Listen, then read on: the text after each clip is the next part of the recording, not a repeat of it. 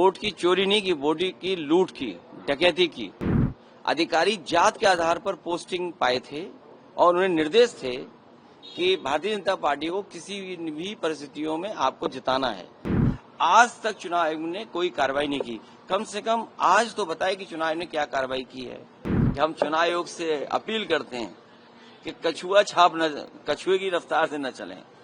चुनाव आयोग पर पहली बार उंगली नहीं उठ रही है, कई बार उंगली उठी है और विशेषकर उत्तर प्रदेश के चुनाव को लेकर के कई बार समाजवादी पार्टी ने अपनी बात रखी है। पिछली बार जब उपचुनाव था और उपचुनाव में जो धांधली हुई उसको लेकर के भी शिकायत की गई कि किस तरीके से सरकार ने मिलकर के अधिकारियों के सहारे वोट की चोरी नहीं की, वोट की लूट की, डकैती की और जो समाजवादी पार्टी के नेता कार्यकर्ता आते थे उनको फोर्स से रोका जाता था, पुलिस रोकती थी। बूथ के अंदर प्राइवेट ड्रेस में पुलिस वोट डाल रही थी। अधिकारी जात के आधार पर पोस्टिंग पाए थे और उन्हें निर्देश थे कि भारतीय जनता पार्टी को किसी भी परिस्थितियों में आपको जिताना है। हमारे पास बगल में अवधेश प्रसाद जी खड़े हैं, सांसद हैं अयोध्या के। इनकी खुद की विधानसभा में चुनाव चल रहा था। इतना भारतीय जनता पार्टी को कभी भी उस विधानसभा में वोट नहीं मिला। जीत हार अलग होती है, लेकिन इतना वोट पार्टी को कभी नहीं मिला। लेकिन बेईमानी कर करके बड़े पैमाने पे हर बूथ पर जात के आधार पर अधिकारी लगा करके, जात के आधार पर पोस्टिंग दिलवा करके वोट की लूट की गई थी।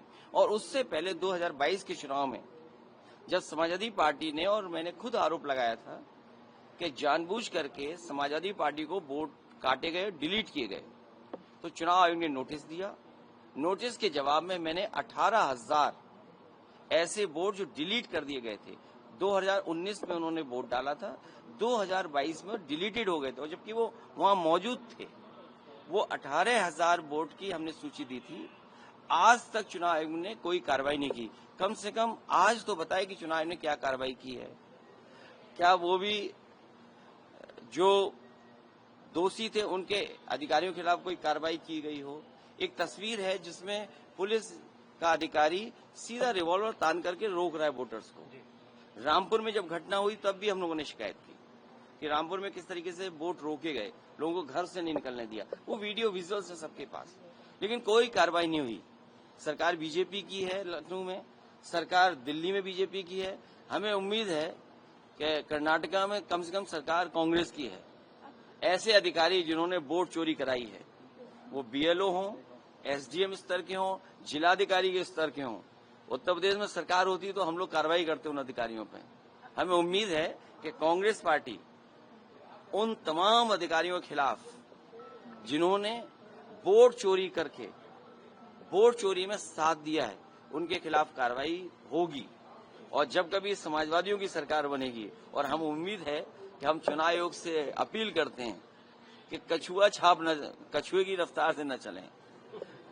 इधर तो फास्ट ट्रैक बन गए हैं कोर्ट्स, फास्टेस्ट ट्रैक कोर्ट में कम से कम फैसले हों, निर्णय हो, जिससे लोकतंत्र बच सके। अगर वोट का अधिकारी छिन जाएगा तो लोकतंत्र कहाँ बचेगा। अखिलेश जी, राहुल गांधी को इलेक्शन कमीशन अलग अलग स्टेट के कह रहे हैं कि आप ओथ दें, जो आप लिस्ट कह रहे हैं, और आप कह रहे हैं कि मैनिपुलेशन। अभी थोड़ी देर में 18,000 तो मैंने प्रिंट आउट नहीं निकाले एफिडेविट, लेकिन मैं कोशिश करूंगा आप पत्रकार साथियों को 100 में दूंगा जरूर कि एफिडेविट के साथ हम लोगों ने चुनाव को शिकायत की थी 18,000 वोट जो डिलीट किए थे। तो पहले इस पे कार्रवाई कर दे चुनाव आयोग, ऐसे दोषी अधिकारी उन पे कार्रवाई कर दे। राहुल गांधी पे आपको कुछ नहीं कहना कि वो क्यों नहीं वोट दे रहे हैं?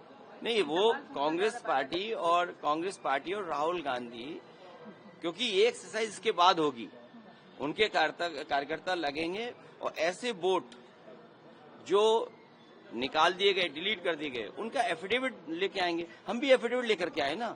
हमने तो 18,000 वोट जो डिलीट हुए थे चुनाव आयोग को शिकायत की थी। चुनाव आयोग ये बताए कि उन अधिकारियों के खिलाफ क्या कार्रवाई की है कि जब 18,000 वोट डिलीटेड किए गए थे, डिलीट हुए थे, उनका बाकायदा एक एक का मैंने एफिडेविट दिया है।